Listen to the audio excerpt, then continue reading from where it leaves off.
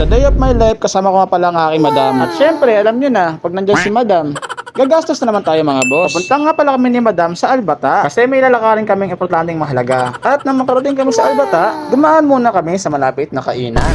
At dito nga pala tayo kakain sa Kubo Food Express. Ito nga pala mga boss ay Filipino restaurant. Syempre, pangalan pa nga lang, di ba? Pilipinong-Pilipino na. Kubo, di ba? Bahay Kubo. Ika nga. Pagpasok mo pala dito mga boss, mapansin mo na kagad na para ka kang nakabalik sa Pilipinas. Nice! Napakaganda ng ambience. Pinoy na Pinoy, di ba?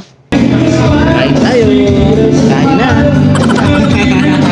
Hindi nga pala ito ang first time kong kakain dito mga boss. Pangatlong kain ko na yata dito pero ngayon ko lang naisipan mag-video. At kaya malakas din ang loob natin mag-video kasi nagpaalam tayo kay Kabayan sa Pinoy na nag-assist sa amin dito. Hey, shoutout ko muna Kabayan. Ano pangalan mo Kabayan? Kain po kayo dito sa Kubo Food Express. Thank you po. Ano pangalan mo Kabayan? JR po, from Taal, Batangas. Ayun, shoutout sa mga taga Taal, Batangas. Hey!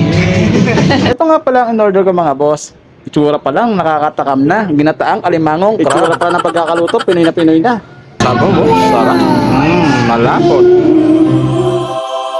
At ito naman ang in-order ni Madam mga boss. Sa totoo lang, nakalimutan ko pangalan nito sa sobrang sarap. Churi na. Churi na, churi na. At sa mga mahilig nga pala kumanta, meron nga pala ditong video, okay? O, alam na, Kabayan, sa mga singers dyan.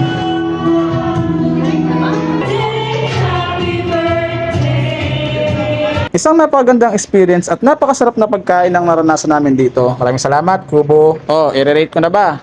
At dahil dyan, 10 star ka sa akin. Taray, may pag-rating. Highly recommended nga pala to sa mga kabayan natin. Lalo na kung namimiss nyo na yung pagkain ng Pinas. At shoutout din pala kay Sir Ismael. Siya lang naman ang may-ari ng Kubo Food Express. At take note mga boss, napaka-approachable niya. So yun lang, hanggang sa muli. Paalam!